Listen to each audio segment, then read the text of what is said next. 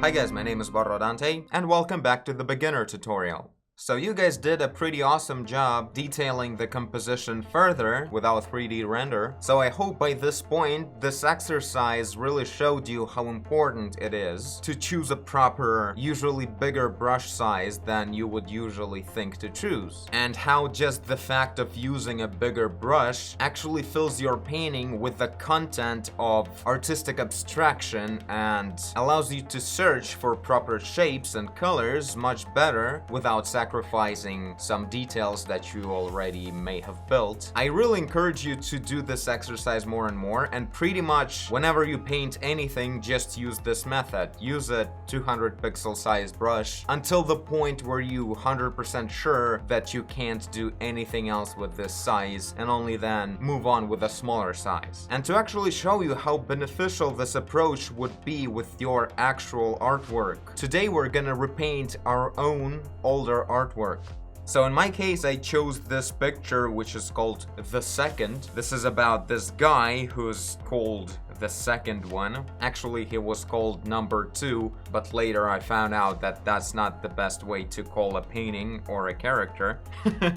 So now the whole picture is called The Second, and our main guy is being kept in some kind of secret government facility where they make experiments on his brain, making him be able to move things around with his mind. So this is a pretty cool picture, a pretty cool story, especially if you don't describe it so casually as I did.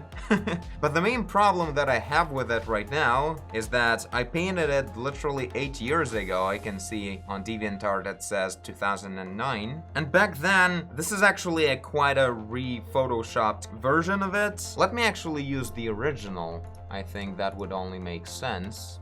There we go, this is the original picture. It even has an older signature. So yeah, generally I really like the picture, and even the technique is relatively okay.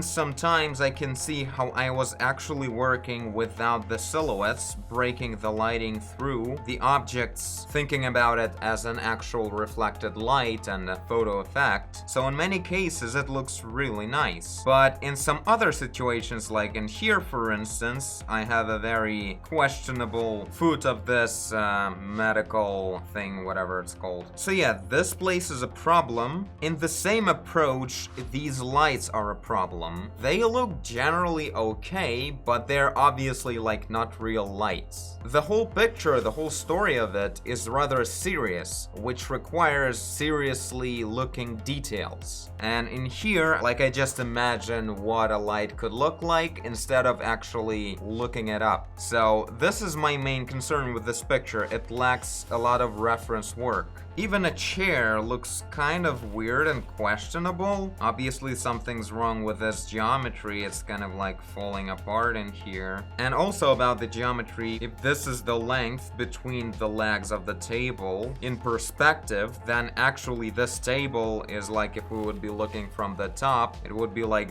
this long. I wasn't really thinking of it as such a long table. This was a mistake. This distance should be much shorter. And another problem is, of course, the wrinkles work. This looks very weak. These wrinkles are absolutely not real. I just did some kind of squishy shapes without really knowing what exactly I'm doing. Same as in here. We really need to think much more on how exactly cloth works on a human being when they're sitting. And generally, of course, even though I can see some elements having this newer approach that we're learning here in this beginner tutorial, obviously most of the painting lacks it. We can see how I really got stuck with a very sharp shape on this face, on this back, and pretty much everything. This area feels like the character and his shirt were actually cut out of some kind of cardboard. Like, it doesn't feel three-dimensional, like there's no real round shape in here of some sort. It doesn't feel realistic enough, I don't believe,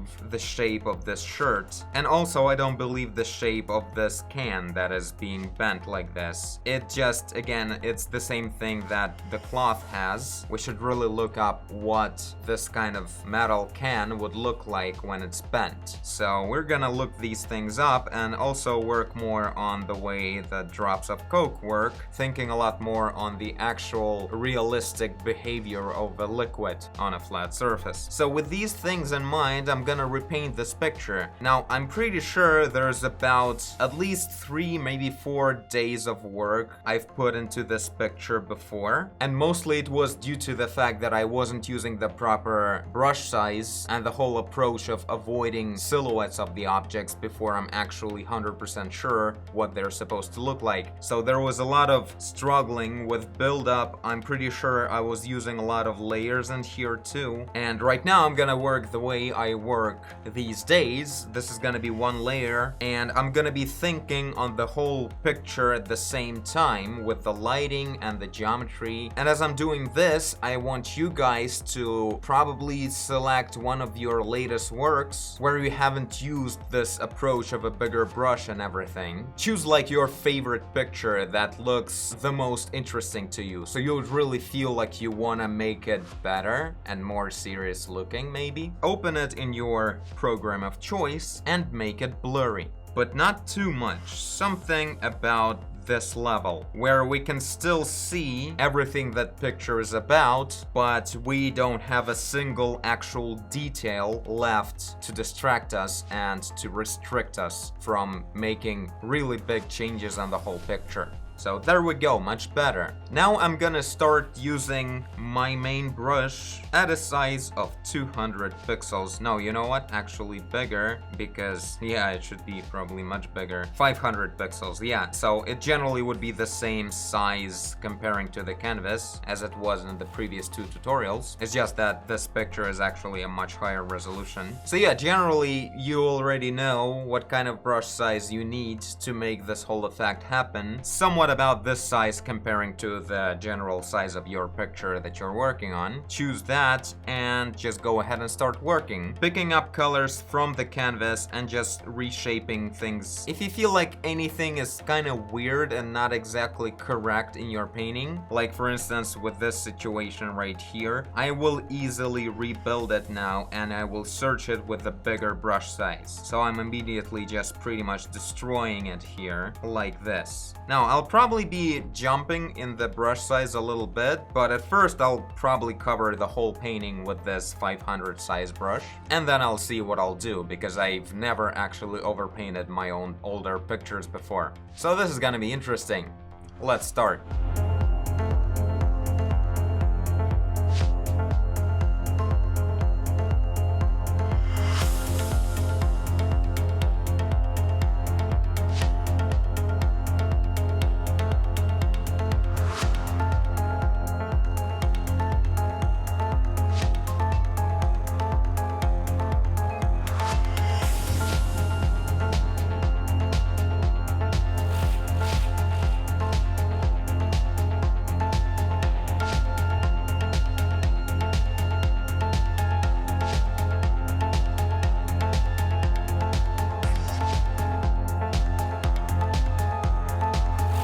So here we are about 30 minutes in. I decided to replace the big bright lights with one big bright light. I just looked up bright lights interrogation room, and this was one of the kinds that's been used. So yeah, aside from that, just was fixing some big geometry mistakes, still working on a chair, turning it into much more of a realistic shape. Also looked it up, so pretty much just looking up references, looking how a chair should look like. And also I have a reference for the medical stand, haven't really got to it yet. And one thing that I think you should find interesting to how to generally build things, Right now, as you can see, I added some kind of silhouette right here. This is gonna be the machine that is analyzing what's going on with our character. And this is where all the wires that are on his forehead are gonna be connected to. Right now, in the old version, as you can see, wires went behind the shot, and somewhere in the back there's this machine or something. In this version, I want to actually show it, and the wires will be going over there. I think it's gonna look pretty cool. And so, to add a new object, what I do is I choose the air perspective color. Right now, the darkest color is somewhat about this shadow, dirty yellow color. This is the main gamma of this picture, and I just chose this color, and I used a big enough brush and just created a shape to start building the lighting on it and everything. Just a basic spot of this object without lighting. Actually, like, as dark as it possibly can be in this environment. It's pretty much like a black, vague silhouette of an object, but we can't use actual black because it's not supposed to be such a dark color due to the air perspective, so I'm choosing this. And as I'm building this shape, I'm thinking about the perspective lines, you know? We have this perspective going on, so somewhere around the eyes of the character is the horizon line, so I'm thinking about these vanishing points like this when I'm creating this basic shape. So this line has this angle, and in here we're much closer to the horizon. Some kind of shape like this. And now I'll think on what kind of color this machine should have. Probably kind of grayish, white-ish. So this is pretty much the color I need, I think. So I'm gonna add it right here, and this is basically the way I search for everything. Also just searched a little bit the shape of this can. As you can see, I made much more specific, sharp metal kind of shapes instead of this that looks much more like a plastic bag. So yeah, I'll see if I'll feel like it's still not confident enough looking. I will actually look up metal cans, but generally so far it looks pretty good. So as you can see, I'm keeping this messy kind of approach with a bigger brush. Obviously I switch a lot the brush size. That's because generally the picture was already built, even though it was slightly blurry. We already were past the stage of a 500 size brush, so I pretty much chose a smaller one. Usually I work somewhere around 100 to 50 size of the brush. Definitely not going smaller than that. Rethinking the lighting a lot,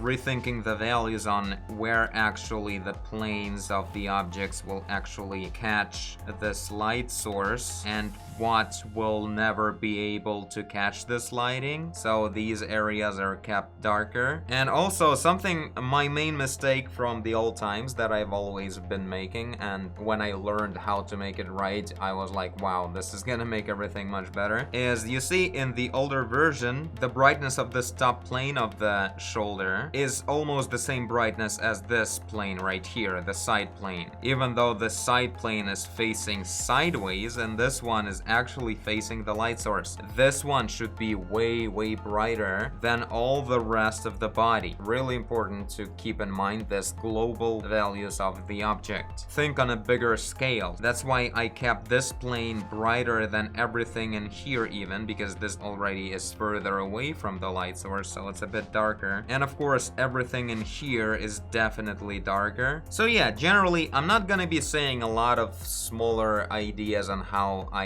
improve the lighting or a geometry anymore, because I pretty much settled this a million times in all the previous videos. So if you guys need any help on how to work with the lighting, just look every previous overpaint episode or anything. Right now, I just concentrate on how to improve this picture generally with using the references, thinking on the lighting, and making sure I follow the proper brushwork ideas with using bigger brush size than the detail I'm working on. And this is it for this tutorial. Use this idea to work on your own older artwork and make sure to send me the result. I really want to take a look on what you will actually get from using this bigger brush size approach. Send me like before and after 2 pictures, preferably on Twitter because it's easier for me to download pictures from there. And yeah, the next episode will be the last episode of this beginner tutorial series. Pretty much it's just a bigger brushwork series, but I think this is a great thing to start your path towards a better technique. So yeah, in the next episode we'll go through several of your before and after pictures, and maybe I'll overpaint over your overpaints or something like that, and I'll give you some advice exercises to actually figure out how to better apply the whole newer approach of this technique. And for now, this is it. Stay for the rest of this video to see this process of mine to the end. I'll probably slow it down a bit, so it's gonna be a detailed time-lapse. And I thank you for watching if you did. I guess I did if you're here. Leave a like and subscribe. Tell a friend. Keep it big.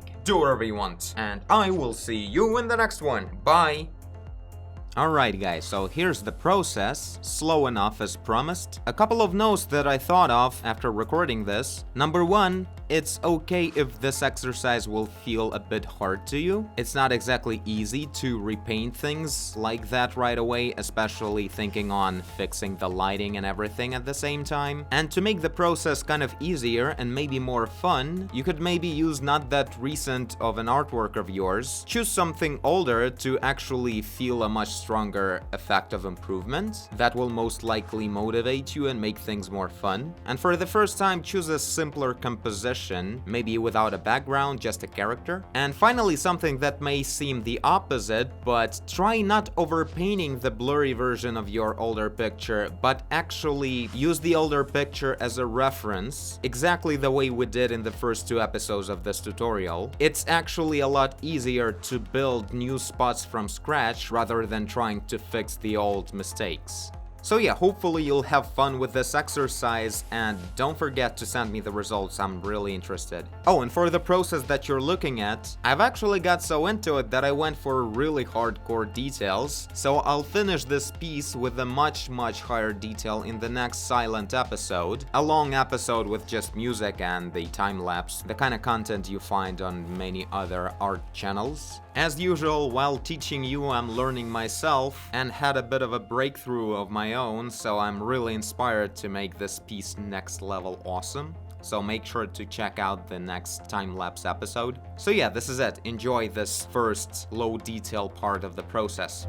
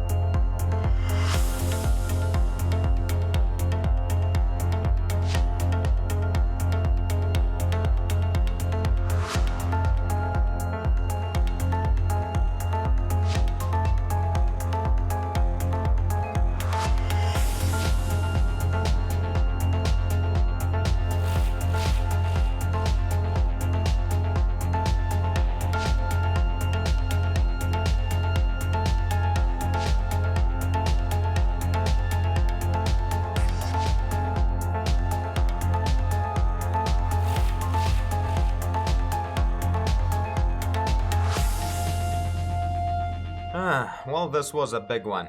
I think after this tutorial, I'll take a little break from tutorialing. I think I want to just paint something of my own at this point.